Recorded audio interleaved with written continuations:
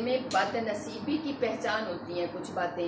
رسول صلی اللہ علیہ وسلم نے فرمایا کہ کچھ باتیں جو ہیں بندے کی بد نصیبی کو ظاہر کر رہی ہوتی ہیں۔ نمبر 1 کہ کسی کو کتنی بھی تکلیف ہو، کتنا بھی دکھ ہو، کسی کا کوئی مرا ہوا ہو، آپ چاہیں تو آپ کی آنکھوں میں آنسو نہ آ رہا ہو، آپ اپنی دنیا میں مگن ہوں، یہ بد نصیبی کی علامت ہے کہ وہ بندہ بد نصیبوں کی لسٹ میں جا چکا ہے۔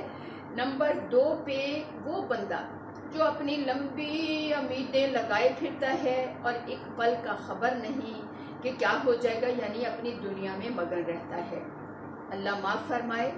تو پھر اس کے علاوہ وہ اپنے رزق کے لیے پریشان ہوتا ہے کہ میں نے اب اس ٹائم یہ کھایا ہے، اب میں رات کیا کھاؤں گا، میں کل کیا کھاؤں گا، میرے پرسوں کے لیے کیا سما ہوگا۔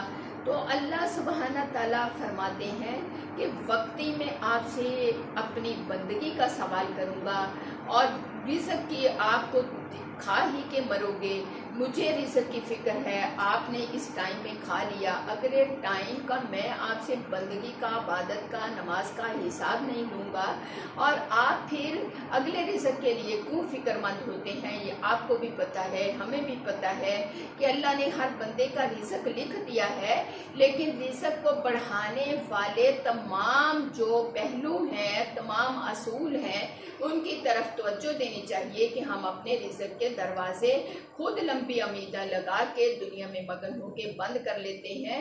ہم قرآن کا دامن جس نے پکڑ لیا وہ کبھی بھوکا نہیں مرے گا۔ الحمدللہ یہاں تک دیکھا گیا ہے وہ پیٹ بھر کے زیادہ کھا کے تو مر سکتا ہے لیکن بھوکا نہیں مر سکتا۔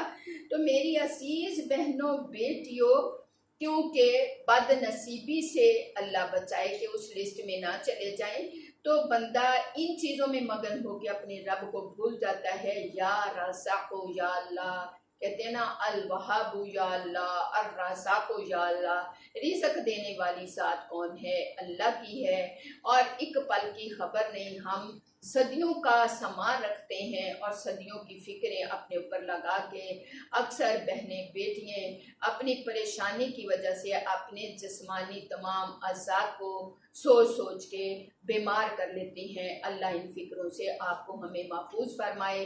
ویڈیو کو تھوڑی تھوڑی چھوٹی چھوٹی ویڈیو ہیں، ان کو ضرور سنیے گا، اور یہ آپ کی ہماری اصلاح کے ذریعے ہیں۔ اللہ تعالیٰ آپ کو ہمیں کامیابیاں نصیب فرمائے۔